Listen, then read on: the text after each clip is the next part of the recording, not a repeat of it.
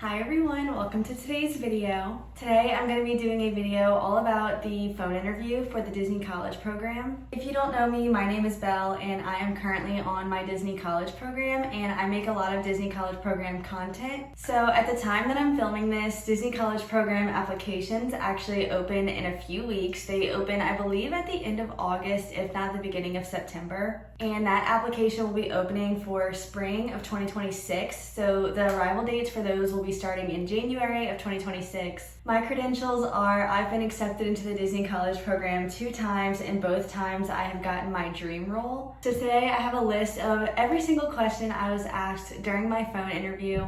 In the past, you used to be allowed to record your phone interview and people would upload that straight to YouTube, but they now ask you to not record your phone interview. So instead, I made a list of every question I was asked. And I'm just gonna be sharing that with y'all today and kind of giving advice on how I would answer it, especially if you wanna get accepted and get your dream role. To start off, I'm gonna say my interview was around 30 minutes long. I have heard of them being shorter. Sometimes they're 15 minutes. Some people talk for 40 minutes. Mine was like 29, 30 minutes. But if you have a shorter interview, I would not freak out. It's completely okay. So the very first question I was asked on my phone interview was kind of just about my schooling. So she asked what school I go to and what was my major. And obviously you'll just answer all that normally. And then the second question was kind of like, do I fully understand what the Disney College program is? My interviewer kind of explained that you're going to be moving to Disney World, working for Disney, living here, kind of just made sure I completely understand all of it and asked if that was okay. And of course I just said yes. And from there, she then asked me, have you ever been to Disney World before? And obviously, I said yes because I have, but if you haven't been to Disney, don't freak out. There are so many people here that I've talked to and met that had never been to Disney in their life, and their first time visiting the parks was really like right when their program started. So if you've never been to Disney, that is not going to steer them away from choosing you. After that, she asked me, so say you get accepted into the Disney College program, you move here and everything. Whenever you get to Disney World, what is the first thing you want to do? I was so excited to answer this because I've been wanting to do the Disney College program for years and years and years. So when answering this, I kind of just explained to her that when I come to Disney, like normally on vacation, I feel so stressed and rushed because you're spending all this money and you want to get everything done. You're only here for a certain amount of time.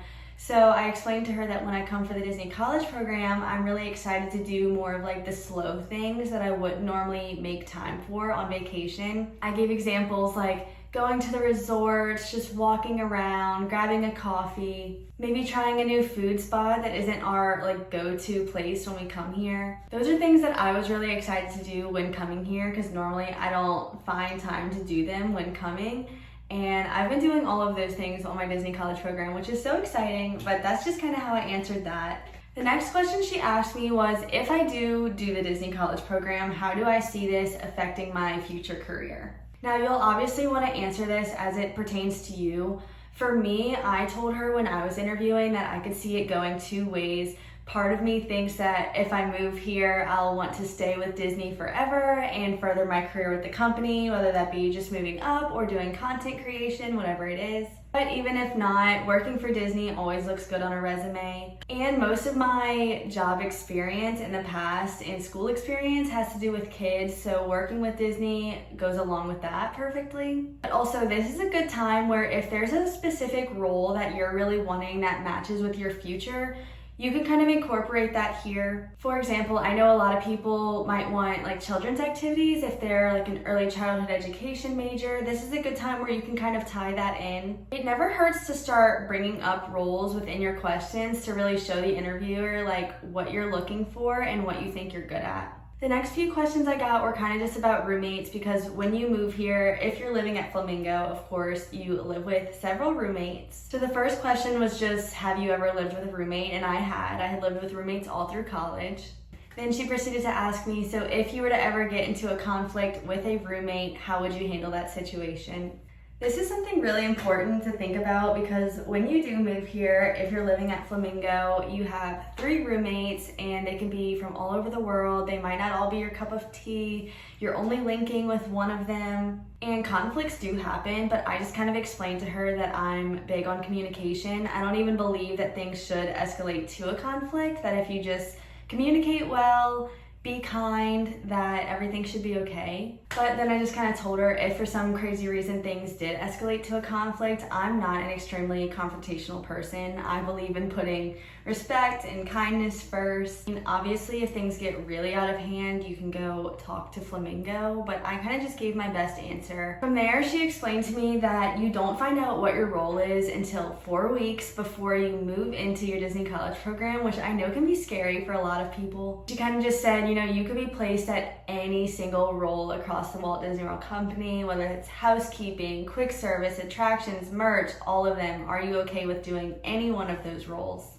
And of course, I obviously said yes because I wanted to do the Disney College program. And from there, we kind of started to talk more about the roles. And one big thing she asked me is, how do I put safety first? So when I was applying at the time, I was working at a golf course. So she kind of related it back to the golf course and said, when you're working at the golf course, how do you put safety first? Safety is a really huge thing for Disney, obviously. So I would definitely have an answer prepared on how you would talk about safety. Obviously in Disney, the guests come first and they really do care about safety so much. So that's really important. From there, she asked basic questions like, are you okay with doing light cleaning, using different cleaning products? And I of course said yes. Most roles in Disney have some kind of light cleaning, so that will always be a part of your program. From there, we talked about food a little bit, so she asked me if I had ever worked around or served food. I honestly was trying really hard to steer away from getting quick service as my role, so when she asked me that, I kind of just explained no, I've never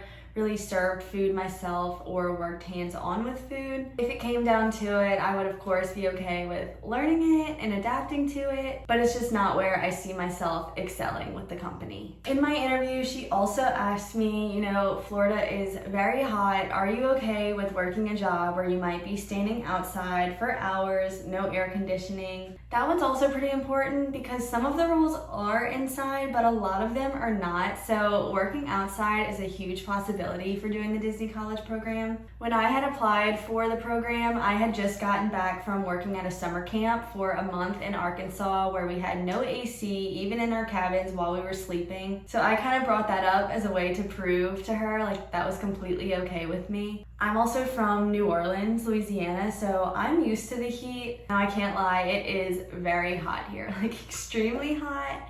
But that's part of Florida. She then started to get more into role focused questions. So the first things we kind of talked about was attractions. What we did during my phone interview was she went through my application and any role that I selected yes to, that I was open to doing, we talked about. So when you are applying before your phone interview, I would definitely take that seriously. You can be honest about what roles you're really interested in and which ones you might not really be that interested in. Because that's what we talked about all throughout my phone interview. So I marked yes for attractions, and that's the first thing we talked about. The first thing she asked me was, what is my favorite attraction? And at the time, my favorite attraction was Splash Mountain, but it had then switched to Tiana's Bayou Adventure, but I hadn't ever ridden it yet. So I kind of told her, it's really funny because my favorite attraction was Splash Mountain, but of course it's now Tiana's, and on my Disney College program, I'm really excited to go ride it for the first time. So she kind of set up a scenario and was like, okay, so say you're working at Tiana's Bayou Adventure and a guest had been waiting a really long time and they finally get up to the front and the kid is not quite tall enough to ride. What are you gonna do? And I explained to her that I know Disney takes height requirements very seriously. That's not something you can really bend on. So I just kind of told her in that situation, what I would try my best to do is kind of gear the kid and family's focus more towards what they can do instead of what they can't do. So while the kid might not be tall enough to ride Tiana's Adventure, I could say, oh my gosh, but you're tall enough to ride this ride and it's one of my favorites, and kind of get them really excited for it. You don't want to harp too much on the fact that they can't ride it, and of course the guests are going to be very upset, but you want to still get them excited and not have it be such a bummer. She also asked me, would you be okay with repeating a slogan over and over and over again into a microphone, which is another part of attractions? And I said yes, and then she asked, well, if you were to have to do that, how would you keep it exciting every time? And here I just kind of told her, it might be my 100th time saying that slogan today, but it might be this family's one and only time hearing it. And to me, that's really important. It's a part of the Disney magic. And for me, that's something really important to remember because not everyone gets the luxury of coming to Disney all the time, and it's really special for them. And we're a part of making that magic, so you just have to keep it exciting. She also gave me a math scenario saying, say you have a party of 10 and the rows fit 3, and she kind of like set up a problem like that, seeing how I would put the guest into the different cars. So I would be prepared for something like that if you're interested in attractions. So then we moved on to merchandise, and she says, say a guest comes into your merchandise location and they're looking for a very specific pair of mini ears. That's the only thing that they want, and you've checked the back, you've checked everywhere, y'all do not have them. What are you gonna do? So at the time, I told her that I believed Disney had a system that they used where they can kind of track down where different things are in the parks, which they do. So say I'm working at World of Disney and we don't have the ears, but the guest tells me they're going to Magic Kingdom tomorrow. And I can look up on the system and say, oh my gosh, the Emporium has them on Main Street. I would just do my best to find out where the guest is going next and see, kind of like map it out to see where they can find them in their next location. If for some reason we are completely sold out of the ears and they're like nowhere across the park, so you can try and like direct them to something else that they might like. But normally you can help a guest find the ears somewhere else that they're going. She also asked me about the confectionery a little bit, which if you don't know, that's the bakery that's on Main Street, and it's so cute.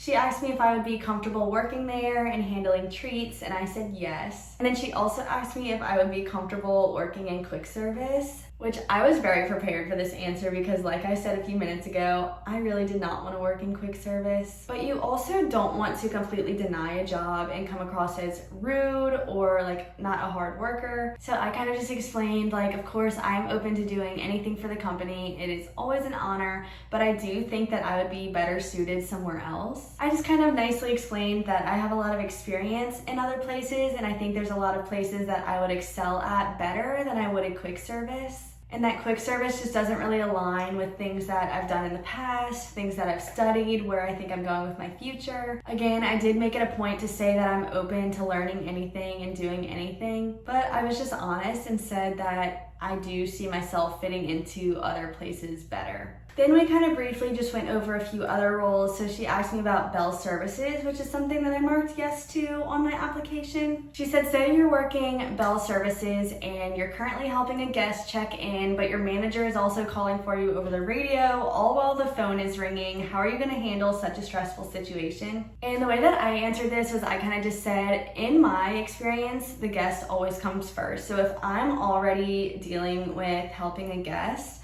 I'm going to continue to do that until I'm finished with that. And I would think that my manager or leader would want me to be handling the guests first, so the fact that they're calling me is okay. Depending on how serious the situation that they're calling me for, obviously I would then probably answer the phone next, because again, the guests usually come first in my opinion. And then from there, I would talk to my manager, see what they're needing. But of course, if the situation was more serious, I think by then my manager would have already taken me away from the two other situations. But I kind of just explained, like, I think the guests always come first. And once you start a task, you want to make sure you finish that. You just don't want to leave the guest high and dry. And she also asked about the monorail and Skyliner system. So that's just kind of like helping load guests onto the monorail and Skyliner. And again, she sets up a scenario saying, say it's the end of the night and these guests have been in the parks all day, they're so tired, they're so aggravated, and they're waiting in long lines for the monorail and Skyliner. How are you going to make the situation better? And I mean, this is a pretty easy one, and it's something that cast members do a lot. It's so easy to spark up conversation with guests. It's as simple as just saying, like, what's your favorite thing that you did today? Most people that are in Disney are excited to be there, so when you say, what's your favorite thing that you did today, most people are jumping at that to give a response. People love to talk about Disney, they love to talk about what they did, they get excited. So something as simple as asking them what park they went to today, or what did they eat that day, what was their favorite ride, that kind of just sparks up conversation, and it also keeps time moving instead of them just like sitting there all sad waiting to go back to their resort. Then we started to wrap the interview up, and she kind of just explained once again, you can be placed at any single one of these roles that we talked about today, or a role that we didn't talk about at all, and kind of just once again asked,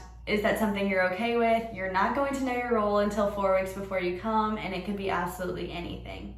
At this point, I had started kind of freaking out because I could tell that the interview was coming to a close and I hadn't gotten to talk about my dream role, which was Cedar. So when she started to wrap the interview up, she asked me if I had any questions, and I took that as an opportunity to talk about the role that I really wanted, which I'm so glad I did because, like I said earlier, in case you don't know, I did get my dream role, which was Cedar. And if I hadn't taken the opportunity to kind of advocate for myself and bring it up, I definitely would not have gotten it. So when she asked me, like, do you have any questions for me? I kind of just said, will I have any other opportunity to talk about the role that I am most interested in or that I think I'm best suited for? And she kind of was just like, well, no, like you only do that during the interview, but is there something else that you would like to talk about? And then that's when I brought up the fact that I really, really wanted to be a Cedar. I thought that it's where I would excel best with the company. And if there's something like that for you that you think is really geared towards you or that you're really wanting to do, and for some crazy reason they don't ask you during your phone interview what your top 3 roles are,